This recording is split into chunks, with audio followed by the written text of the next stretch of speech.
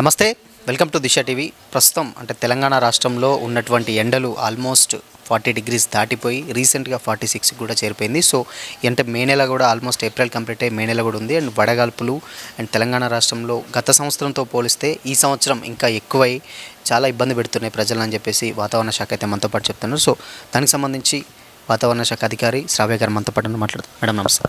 చెప్పండి. So madam, అంటే గతంలో అంటే లాస్ట్ ఇయర్తో పోలిస్తే ఈ ఇయర్ చాలా వడగాల్పులు కానీ ఎండలు కానీ ఎక్కువ అవుతున్నాయి. అసలు ఏంటి ప్రధాన కారణం? మనకి దాదాపుగా గత ఏడాదితో పోల్చుకున్నట్లయితే సౌత్ పెనిన్సులర్ ఇండియాలోని ఈ సంవత్సరం సాధారణం కంటే ఉష్ణోగ్రతలు అధికంగా నమోదవుతూ వస్తున్నాయి. ముఖ్యంగా దీనికి రెండు కారణాలు ముఖ్యంగా చెప్పచ్చు. ఒకటి ముఖ్యంగా ఎల్లినో, జనవరి నెల నుంచి కూడా మనకి అధికంగా ఎల్లినో ఉండడం వల్ల ఈక్వటోరియల్ పసిఫిక్ ఓషన్లో అది మొత్తం భూగోళం మొత్తం ప్రపంచం మొత్తం మీద ఉష్ణోగ్రతల మీద ప్రభావం చూపిస్తూ ఉంటుంది. అది ఒక లార్జ్ ఫ్యాక్టర్ అయితే అంటే అది ఏది విధంగా చూపిస్తుందంటే మనకి మన దగ్గర ఉండే సాధారణ విండ్ ప్యాటర్న్ని అంటే గాలి యొక్క దిశని కొద్దిగా మారుస్తూ ఉంటుందన్నమాట.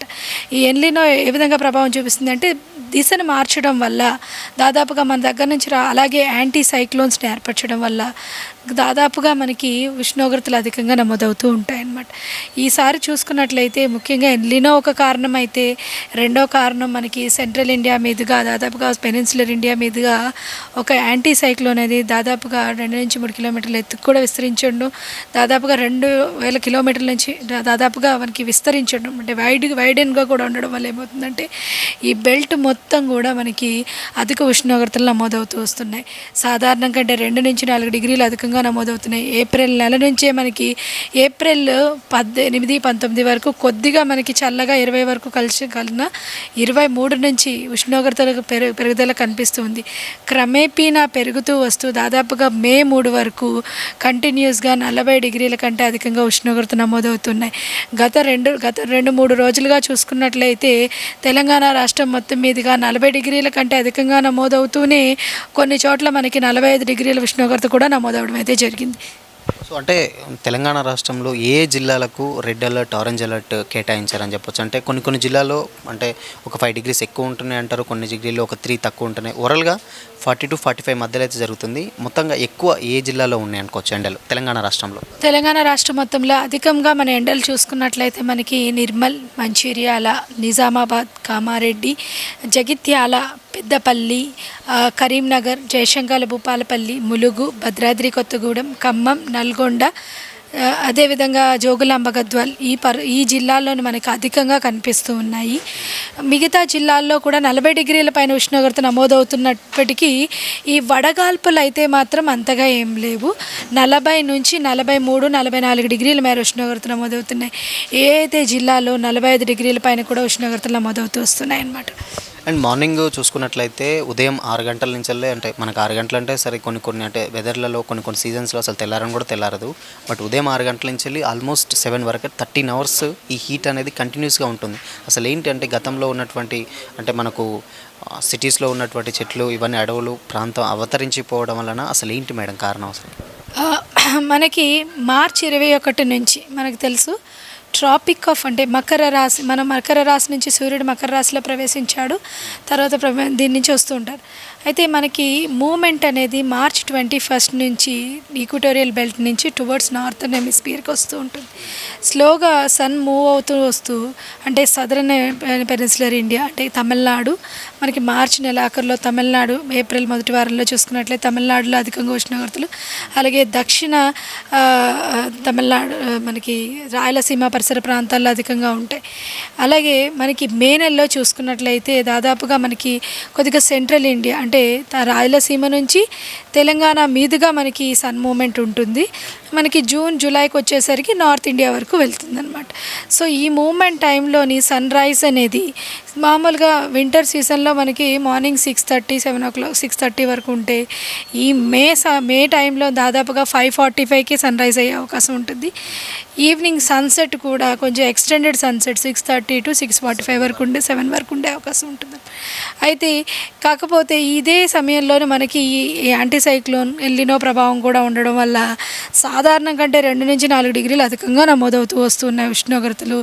ఈ ఎండవేడిమి కూడా దాదాపుగా రాత్రి 8 గంటల వరకు కూడా ఈ వేడిమి అలాగే ఉండే అవకాశం ఉంటుందన్నమాట. అయితే ఇదే సిచ్యువేషన్స్ మనకి వచ్చే 3 రోజులు కూడా ఉండే అవకాశం ఉంది. సో అంటే ఇప్పుడున్నటువంటి ఈ హీట్‌కి అంటే పెద్దవాళ్ళు ఉంటారు, ఆల్మోస్ట్ అంటే వృద్ధులు ఉంటారు, చిన్నపిల్లలు ఉంటారు. వీళ్ళు ఎలాంటి జాగ్రత్తలు తీసుకోవచ్చు అనుకోవచ్చు? గత వారం రోజులుగా అంటే దాదాపుగా 24వ తేదీ నుంచి నేను ఇస్తున్న బులెటిన్స్ అన్నింటిలో మొదటిదిగా చెప్పేది ఏంటంటే, దాదాపుగా రాష్ట్రం మొత్తం మీదుగా 40 డిగ్రీల పైన ఉష్ణోగ్రతలు నమోదవుతూ ఉన్నాయి. సాధారణం కంటే 2 డిగ్రీల పైన ఉష్ణోగ్రత నమోదవుతున్నందున ముఖ్యంగా అధిక ఉష్ణోగ్రతలు అనేవి ఉదయం 10 గంటల నుంచి మధ్యాహ్నం 5 గంటల వరకు నమోదయ్యే అవకాశం ఉంది. ఈ సమయాల్లో పిల్లలు కానీ పెద్దలు కానీ ప్రయాణాలు అనేవి అసలు చేయడం అనేది చాలా శ్రేయస్కరం. ఒకవేళ తప్పనిసరిగా వెళ్ళాల్సి వస్తే ఖచ్చితంగా గొడుగు కానీ ఏదో ఒకటి క్యారీ చేయండి. డైరెక్ట్ హీట్లోకి సన్ రేడియేషన్కి వెళ్ళొద్దు. అలాగే చేత్తో పాటు మనకి వాటర్ని క్యారీ చేయండి. ఎక్కువగా డీహైడ్రేట్ అవుతూ ఉంటుంది. అలాగే కొద్దిగా ఓఆర్ఎస్ని, ఎందుకంటే బాడీలో వాటర్తో పాటుగా లవణాలు కూడా పోతూ ఉంటాయి మన చెమట ద్వారా. దీని ద్వారా అవి పోకుండా ఉండాలంటే ఓఆర్ఎస్, మజ్జిగ, కొబ్బరి నీళ్ళు ఇలాంటివి తీసుకోవడం వల్ల కొద్దిగా ఏంటంటే డీహైడ్రేషన్ గురి కాకుండా ఉంటాము. అలాగే ఇంట్లో ఉన్నప్పుడు కూడా మనకి డీహైడ్రేషన్ అవుతుంది, ఎందుకంటే వేడిమి అనేది అక్యుములేట్ అవుతుంటుంది ఏసీలో. ఎక్కువ అక్యుములేట్ అవుతున్నప్పటికి మనకి ఏంటంటే కొద్దిగా నార్మల్గా తీసుకునే నీటి స్థాయి కంటే అధిక నీటి స్థాయిని తీసుకోవడం మంచిది. నీటితో పాటుగా నేను చెప్పిన విధంగా కొద్దిగా తీసుకోవడం వల్ల లవణాలు బయటకు పోకుండా ఉంటాయి. దానివల్ల బాడీ డీహైడ్రేషన్ కాకుండా ఉంటుంది. ఒకవేళ డీహైడ్రేషన్ ఎక్కువగా గురైనట్లయితే వడదెబ్బ తగిలే అవకాశం ఉంటుంది. వడదెబ్బకు గురి కాకుండా ఉండేటట్లుగా చర్యలు తీసుకోండి. దాదాపుగా నీడలోనే ఉండండి. ఎండలోని ఆరు బయట తిరగవద్దు. పిల్లలకి ముఖ్యంగా చెప్పేది ఈ సమయంలోనే, ఎందుకంటే ఉదయం 10 గంటల నుంచి సాయంత్రం కొద్దిగా మనకి చల్లబడిన తర్వాత అట్లా ఇవి ఆడుకోవచ్చు. కానీ ఈ సమయంలో ఎక్కువగా ఎండ మనకి సాధారణం కంటే అధికంగా నమోదవుతుంది కాబట్టి చాలా జాగ్రత్తగా ఉండాలి. ఆ వడదెబ్బకి దాదాపుగా గత 2 రోజులు 3 రోజులు చూసుకున్నట్లయితే వడదెబ్బ వల్ల కూడా మరణాలు కూడా సంభవించడం అయితే జరిగింది. సో ఈ రాష్ట్ర ప్రజలకి విజ్ఞప్తి ఏంటంటే దాదాపుగా ప్రతి చర్య తీసుకుని ఈ వడదెబ్బ గురి కాకుండా ఉండడం మంచిది. డీహైడ్రేషన్ గురి కాకుండా ఉండడం అయితే మంచిదని చెప్పడం అయితే జరిగింది. సో మేడం, సిటీలో పోలిస్తే గ్రామీణ వాతావరణాల్లో ఇంకెక్కువ ఉంటున్నాయని చెప్పేసి అంటున్నారు. ఏంటి అసలు ప్రధాన కారణం? సిటీలో మనకి అంటే హైదరాబాద్ పరిసర ప్రాంతాల్లో అయితే మనకి ఉష్ణోగ్రతలు తక్కువ నమోదవుతున్నప్పటికీ మనకి ఈ వేడిమి అయితే మాత్రం తగ్గటం లేదు. వేడి సాధారణం కంటే అధికంగానే అనిపిస్తూ ఉంది.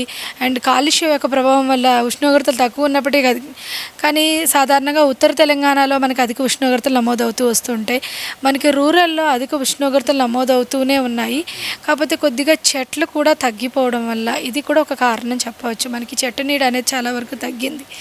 దీనివల్ల ఏమవుతుందంటే కొద్దిగా వేడిమి పెరుగుతూ ఉంటుంది, చుట్టూ ఉండే ఇది చల్లదనం తగ్గుతూ ఉంటుంది, ఉష్ణోగ్రత మరింత ఎక్కువగా ఇదవుతుంది. ఇది లాంగ్ రన్లో కూడా కొద్దిగా ఇబ్బంది పడే అవకాశం అయితే కుదురుతుంది అన్నమాట. సో ప్రభుత్వం నుంచి అంటే ఏంటంటే సిగ్నల్స్, ఇప్పుడు ట్రాఫిక్ అంటే హైదరాబాద్ ట్రాఫిక్ విషయంలో వస్తే సిగ్నల్స్ దగ్గర కొంచెం పీపుల్స్ ఎక్కువ ఇబ్బంది పడుతూ ఉంటారు. సో దానికి సంబంధించి ఏమన్నా ప్రభుత్వం నుంచి జాగ్రత్తలు అని చెప్పాలనుకుంటున్నాను. ముఖ్యంగా హైదరాబాద్ లాంటి పరిసర ప్రాంతాల్లో చూసుకున్నట్లయితే ట్రాఫిక్ చాలా ఎక్కువగా ఉంటుంది. ముఖ్యంగా ఈ సిగ్నల్ ఏరియాస్లోని ఎక్కువగా ఆగిపోవడం వల్ల ఏంటంటే సడన్గా డైరెక్ట్ సన్ రేడియేషన్ పడడం వల్ల ఏమవుతుందంటే అప్పటికప్పుడే వడదెబ్బ తగలడం కానీ, లేదంటే వేడిమి డీహైడ్రేషన్ అయిపోయిన తర్వాత ఎండలోంచి వెంటనే నీడలోకి వచ్చిన వెంటనే బాడీ వెంటనే రియాక్ట్ అవ్వడం కష్టమవుతుంది. కాబట్టి అది కూడా ఒక రకమైన అది అసమతుల్యతని ఏర్పరచుకుంటుంది అనమాట. సో ఆ ఏరియాస్లోని కొద్దిగా మనకి వాటర్ కానీ అరేంజ్ చేయడం అయితే మంచి చలివేంద్రాలు కానీ కొద్దిగా వాటర్ ఫెసిలిటీస్ని కొద్దిగా అరేంజ్ చేసుకుంటే ఏమవుతుందంటే ఒకవేళ ట్రాఫిక్ జామ్ అయినప్పుడు కొద్దిగా వాటర్ తీసుకొని తాగడం కానీ, అంటే కొద్దిగా వెంటనే వడదెబ్బకు కాకుండా ఉండడం అయితే జరిగింది. ఇటువంటి చర్యలు తీసుకోవాల్సిన ఆల్రెడీ మేము వార్నింగ్స్ అనేవి మన గవర్నమెంట్కి అయితే ఇవ్వడం జరిగింది. రాష్ట్ర ప్రభుత్వం కూడా దానికి అదేవిధంగా అనుగుణంగానే మనకి రిపోర్ట్స్ అందించడం, అదేవిధంగా చర్యలు కూడా తీసుకుంటుందన్నమాట. ఇది ఫైనల్గా లాస్ట్ అంటే మే వచ్చేసరికి ఏంటంటే ఫస్ట్ వీక్లో ఉన్నాం మనం, ఆల్మోస్ట్ మే 3 ఈరోజు. సో ఇంక ఈ ఎండలు ఎప్పటి వరకు కొనసాగించవచ్చు? అంటే ఈ మంత్ లాస్ట్ ఏంటంటే కొంతమంది ఏంటంటే మే మధ్య వరకు ఉండొచ్చు, లేకపోతే ఈవెన్ వర్షాలు కూడా పడే అవకాశాలు ఉంటాయి. బట్ ఎప్పటి వరకు ఉండొచ్చు ఈ టెంపరేచర్, ఈ ఉష్ణోగ్రత అనేది? ఎండాకాలంలో సాధారణంగా ఏ విధంగా ఉంటుందంటే మనకి 2-3 రోజులు కంటిన్యూస్గా ఎండ ఉంటే 4వ రోజు నుంచి కొద్దిగా ఉరుములు మెరుపులతో కూడిన వర్షపాతం నమోదవుతుంది. కాకపోతే దాదాపుగా ఏప్రిల్ 23-24 నుంచి మే 3 వరకు చూసుకున్నట్లయితే పూర్తిగా పొడి వాతావరణం ఏర్పడుతుంది. వచ్చే 3 రోజులు కూడా ఈ పొడి వాతావరణం ఉండే అవకాశం అయితే ఉంది. తర్వాత మే 6వ తేదీన కొద్దిగా మనకి ఉరుములు మెరుపులతో కూడిన వర్షపాతం నమోదయ్యే అవకాశం ఉంది, ముఖ్యంగా ఉత్తర తెలంగాణ జిల్లాల్లోని. అలాగే 7-8 తేదీలో కూడా కొద్దిగా వర్షపాతం మొత్తం రాష్ట్రం మొత్తం మీదుగా జల్లులు కురిసే అవకాశం ఉంది. అయితే మనకి మే 10వ తేదీ వరకు కూడా ఈ జల్లులు ఉండే, తర్వాత క్రమేపీనా ఉష్ణోగ్రతలు కొద్దిగా పెరుగుతాయి, కానీ సాధారణంగానే నమోదవుతాయి. మే 3వ వారం అంటే దాదాపుగా 23న మళ్ళీ ఉష్ణోగ్రతలు కొంచెం పెరిగే అవకాశం అయితే కనిపిస్తుంది అనమాట. ఫైనల్గా అంటే ఇప్పుడున్నటువంటి అంటే ఆల్మోస్ట్ 40-45 డిగ్రీస్ ఉంటున్నాయి టెంపరేచర్. సో తెలంగాణ అంటే ఎస్పెషల్లీ తెలంగాణ రాష్ట్ర ప్రజలకి మీరు ఒక వాతావరణ అధికారిగా ఏం చెప్తారు అసలుకి యాజ్ వాళ్ళ హెల్త్ ఇష్యూస్ గురించి?